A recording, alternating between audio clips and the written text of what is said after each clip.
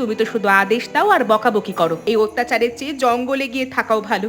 ঠিক আছে দিদি, এরা যে আমাদের সাথে এমন স্বার্থপরতা করবে আমরা ভাবতেও পারিনি। আমরা কি সারা জীবন এখানে পাতার ঘরে থাকবো? আমাদের জন্য কিচ্ছু আনলো না। এইবার বুঝি মরে যাব আমি। আমাদের স্বামীরা চুরি করতে এসেছে আমাদের কাছেই, তখন ওরা একজনেও বলেনি যেও না। এখন আর আমার কিছু নেই।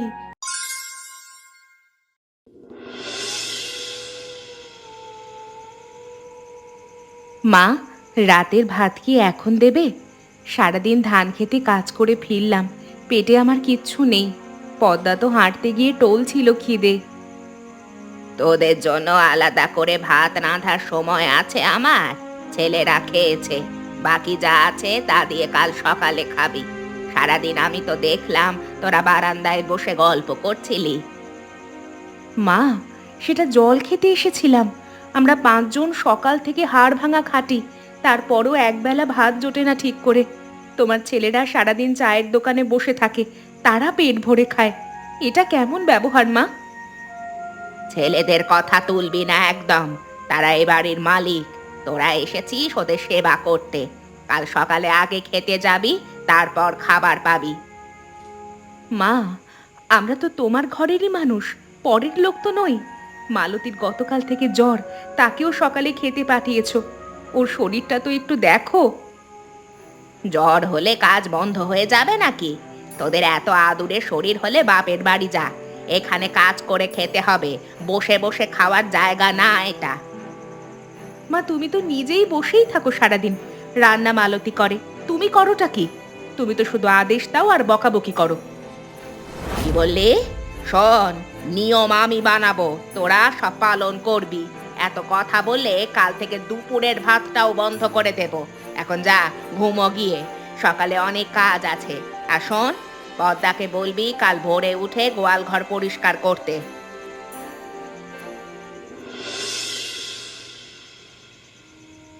আর না পদ্মা, আর কতদিন এভাবে চলবে? 3 বছর হলো আমার বিয়ে হয়েছে, একটা দিনও শান্তিতে থাকতে পারিনি এ ঘরে। সেটাই তো আমার আসল দুঃখ। প্রতিদিন অপমান আর গালাগালি খেতে খেতে ক্লান্ত হয়ে গেছি। আমাদের স্বামীরা মুখে কুলু পেটে বসে থাকে, একটা কথাও বলে না মায়ের বিরুদ্ধে। এখানে আর থাকা সম্ভব হচ্ছে না। দিদি, কিন্তু যাব কোথায়?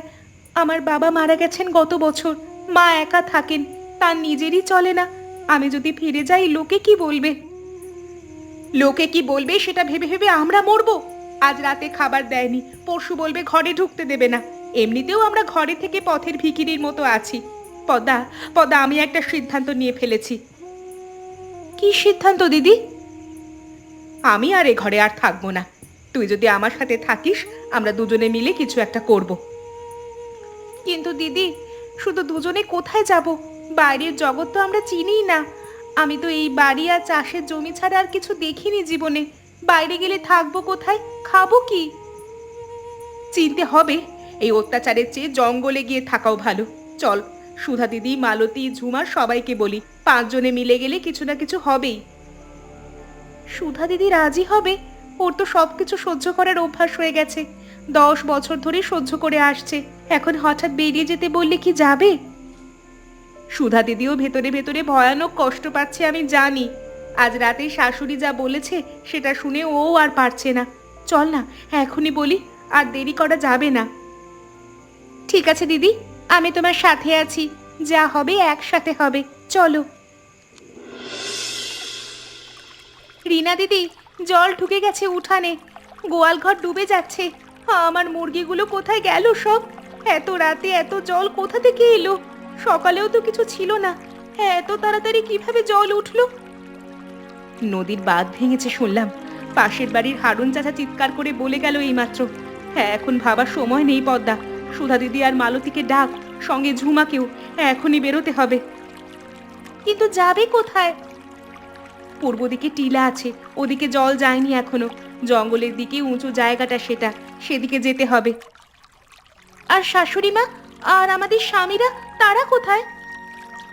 শাশুড়ি মা আগেই তার ছেলেদের নিয়ে পাকা ঘরের ছাদে উঠেছে, আমাদের কথা একটাবারও জিজ্ঞেস করেনি। আমি 2টো মুরগি পেয়েছি, ধরে নিচ্ছি। আর একটু চাল আছে ঝুমার কাছে, ওকে বলে নিয়ে আসতে। এরা যে আমাদের সাথে এমন স্বার্থপরতা করবে আমরা ভাবতেও পারিনি। তুই ভয় পাস না, ওপরওয়ালা আমাদের সাথে আছেন। এখন শুধু দৌড়া, পেছনে তাকাস না।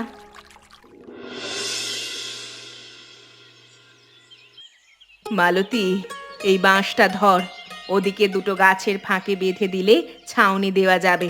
বৃষ্টি থামলে শুকনো কলা পাতা দিয়ে ভালো ঘর বানানো যাবে।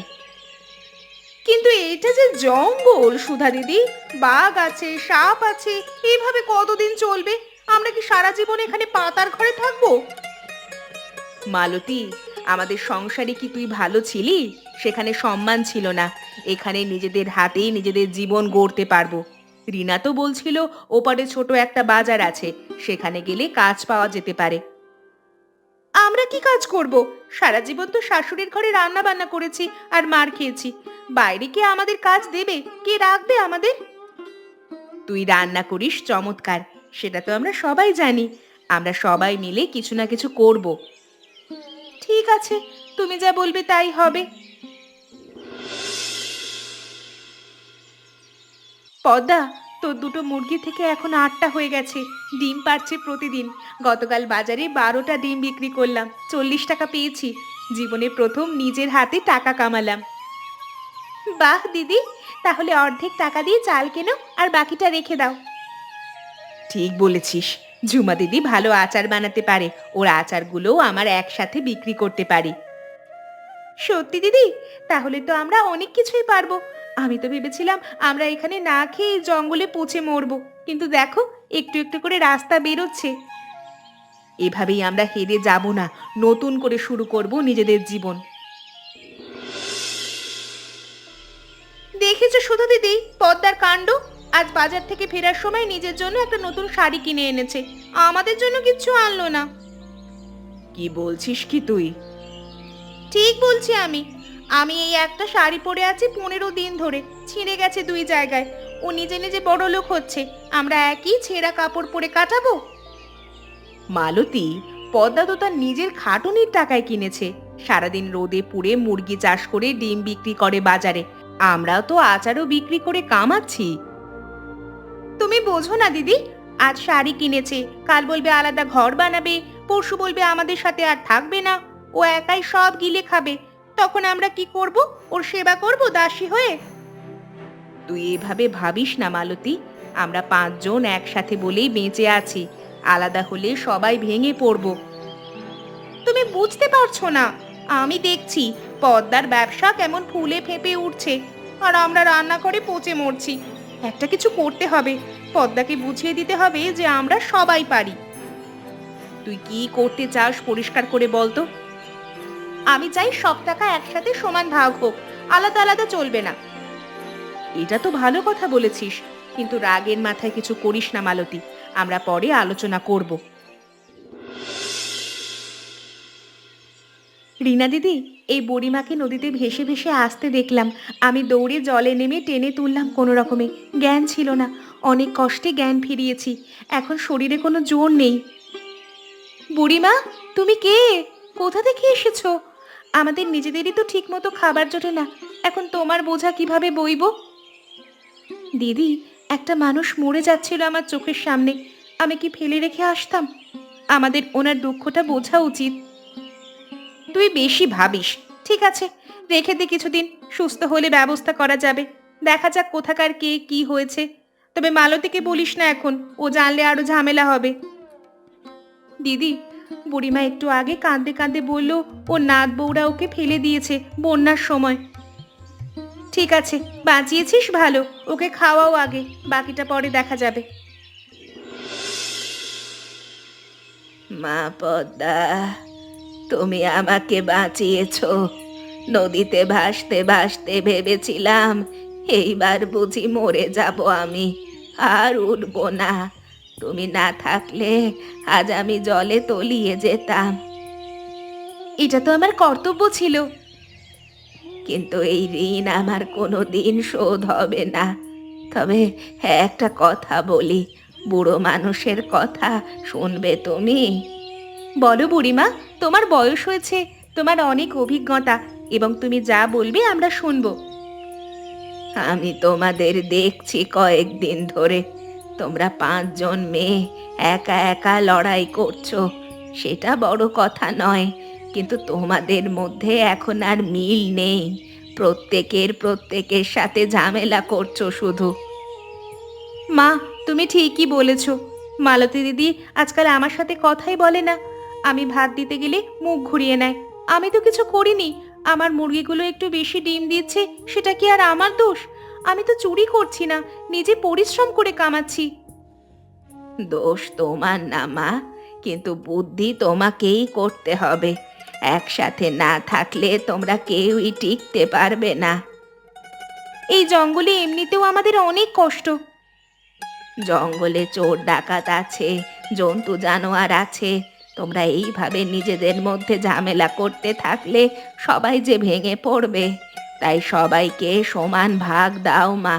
লাভ যা হয় 5 ভাগে ভাগ করো, তাহলেই হিংসা কমবে। তুমি ঠিক বলেছ মা, আমি সত্যিই ভাবিনি এটা। আমি আজই সবাইকে ডেকে নিজেদের মধ্যে সমান ভাগে ভাগ করে নেব সবকিছু। আর একটা কথা মা, মালতীকে বলো ওর রান্নাও দারুণ। কে কে ওখানে? মালতী? চোর, চোর এসেছে। কে তোমরা? বেরিয়ে আসো। চোর না দিদি, চোর না। দেখো ভালো করে। ওটা ওটা তো আমাদের স্বামীরা এসেছে। কিন্তু ওরা এভাবে লুকিয়ে অন্ধকারে এলো কেন? ওদের হাতে কি? মুরগি চুরি করতে এসেছিল নাকি? কি বলছিস তুই? আমাদের স্বামীরা চুরি করতে এসেছে আমাদের কাছেই? এটা কি হচ্ছে? যে মানুষটার সাথে 10টা বছর সংসার করলাম, সে আমার কাছে চুরি করতে এসেছে আজ? তুমি মুখ খোলো। কেন এসেছো এভাবে? বন্যার পর তোমরা কোথায় ছিলে? মা কোথায়? আর এখন চুরি করতে এসেছো? বলো, বলো কথা। কথা বলো তুমি। চুপ করে মাথা নিচু করে দাঁড়িয়ে আছো কেন? লজ্জা হচ্ছে? বন্যায় সব হারিয়েছো তোমরা, তাই না? মায়ের পাকা ঘর জলে ডুবে গেছে, তাই তো? যাদের একবেলা ভাত দিতে চাওনি, তাদের মুরগি চুরি করতে এসেছো, সেজন্য আজ রাতের অন্ধকারে? জবাব দাও। তোমাদের নিজেদের বউদের কাছে চোর হয়ে আসতে লজ্জা করলো না? রিনা, তোর স্বামীও এসেছিল গত রাতে। ওরা বন্যায় সব হারিয়েছে। মায়ের পাকা ঘর ভেঙে গেছে, আর জমিও সব ডুবে গেছে। তাহলে তো ওদের খুবই কষ্ট এখন। নিঃস্ব হয়ে ভিখারির মতো ঘুরে বেড়াচ্ছিল 3 মাস। কারো বাড়িতে আশ্রয় পায়নি, কেউ খেতে দেয়নি। শুনে আমার কান্না পাচ্ছিল, আবার রাগও হচ্ছিল। যখন আমরা ঘর থেকে চলে আসছিলাম, তখন ওরা একজনেও বলেনি যেও না। নিজেদের ব্যবস্থা নিজেরা করে নিয়েছিল আমাদের ছেড়ে। সেজন্যই বলছি, ওদের জন্য কান্না পাওয়ার কিচ্ছু নেই দিদি। ওরা যখন ভালো ছিল, তখন মায়ের কথায় আমাদের অপমান করেছে, মেরেছে, না খাইয়ে রেখেছে। এখন সেই মা এখন কোথায়? শাশুড়ি মা নাকি অন্য গ্রামে কোন এক আত্মীয়ের বাড়িতে আছে। সেখানেও নাকি দুবেলা গালাগাল খাচ্ছে। এখন সেই জন্য ছেলেদের বলেছে আমাদের খুঁজে বার করার জন্য। আমি বলি ফিরিয়ে দাও ওদের। আমরা নিজেরা পারছি নিজেদের মতো বেঁচে থাকতে। ওদের দরকার নেই আর। কিন্তু ওরা ভুল করেছে, তাই বলে আমরাও কি ওদের মতো হব? ওদের আমরা মরতে দেব? তুমি কি বলো দিদি? বুড়িমা আমাদের বলে গিয়েছিল একসাথে থাকতে। এখন ওরা যদি নিজেদের মতো কাজ করে নিজেদের যোগ্যতা প্রমাণ করে দিতে পারে, তাহলে থাকবে। আর না হলে আমরা ওদের আর সঙ্গ দেব না। নিজেদের যোগ্যতায় আমরা যখন বাঁচতে পারছি, তখন নিজেদের মতোই থাকব। ঠিক আছে, তুমি যা বলবে তাই হবে।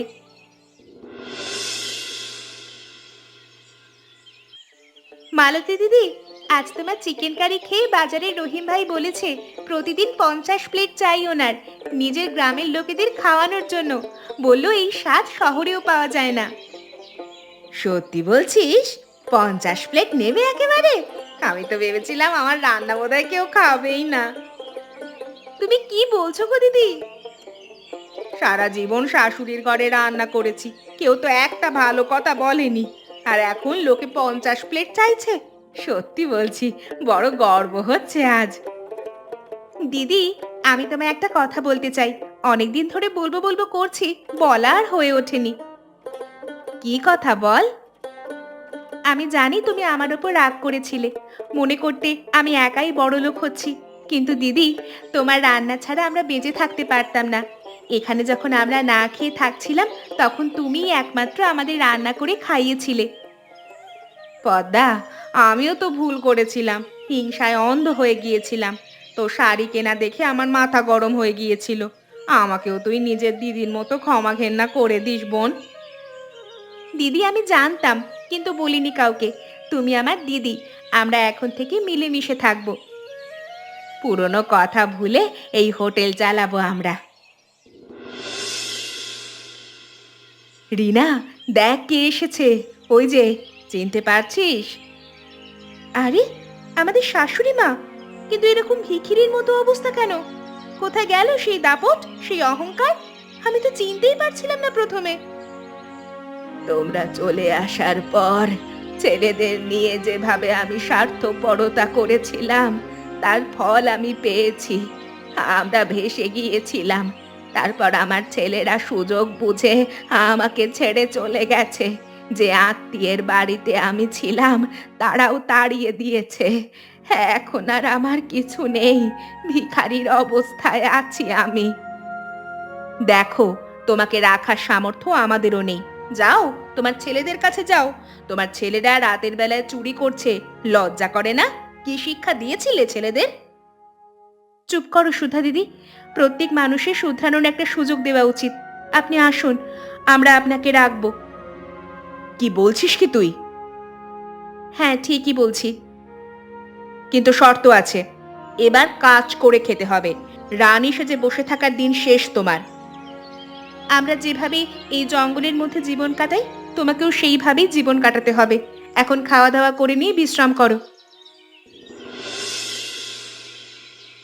সুধা দিদি, আজ থেকে ঠিক 6 মাস আগে আমরা এই জঙ্গলে এসেছিলাম। কিচ্ছু ছিল না, শুধু দুটো মুরগি আর এক মুঠো চাল। আজ সব কিছু বদলে গেছে। মনে আছে রে পদ্মা, সব মনে আছে। সেই পাতার ঘর থেকে আজ এই পাকা দোকান হয়েছে আমাদের। তোর মুরগি এখন 50টা। মালতীর রান্না এলাকায় বিখ্যাত, লোকে দূর দূর থেকে আসে খেতে। আমাদের শাশুড়ি মাও একদম পরিবর্তন হয়ে গেছে। এটাই তো আমাদের জীবনের আসল সাফল্য। আমরা শেষ পর্যন্ত সবাইকে এক জায়গায় করে নিতে পেরেছি। কিন্তু আমাদের স্বামীদের আর এক জায়গায় করতে পারলাম না। শাশুড়ি এত শয়তানি করেছিল, শেষ পর্যন্ত বদলে গেল, কিন্তু আমাদের স্বামীরা আর বদলালো না। মানুষ চাইলে বদলায় পদ্মা, কিন্তু কিছু মানুষ কোনোদিন বদলায় না। তারা ভালো হওয়ার জায়গায় খারাপ হয়ে যায়। আর এই সমস্ত মানুষদের কোনোদিন ক্ষমা করতে নেই, তারা যতই আপন হোক না কেন। সেজন্য এরপর থেকে যেভাবেই আমাদের স্বামীরা আমাদের কাছে আসুক, আমরা কোনোদিন তাদের ক্ষমা করব না। ঠিক বলেছিস পদ্মা। আর বাকি জীবনটা শাশুড়ি মার সেবা করে কাটাবো। মানুষটা যত যাই হোক নিজের ভুল বুঝতে পেরেছে এবং শেষ জীবনে অনেক কষ্ট করেছে। হ্যাঁ, চলো দিদি, অনেক কাজ বাকি আছে আমাদের। কাল থেকে নতুন রান্না করব হোটেলে। মালতী দিদি নতুন একটা রান্না শিখেছে, মুরগির কোরমা। সেটা একবার খেলে লোকে নাকি আঙুল চাটবে। চল পদ্মা, তোমরাও দেখলে তো, কিছু মানুষ কষ্ট দুঃখের মধ্যে বদলে যায়, আর কিছু মানুষ খারাপ পথে চলে যায়। সেজন্য প্রথম থেকে শাসন করতে হয়। আর ঠিক এই শাসনটারই অভাব ছিল আমাদের স্বামীদের। তোমরা কিন্তু এরকম ভুল কোনোদিন করো না। আর আমাদের চ্যানেলটা অবশ্যই সাবস্ক্রাইব করে বন্ধুদের সঙ্গে গল্পটা শেয়ার করে দিও। তোমরা কি বলতে পারবে যে বুড়িমা আমাদের কি শিক্ষা দিয়ে গিয়েছিল? উত্তরটা কিন্তু তোমরা কমেন্ট করে জানিও।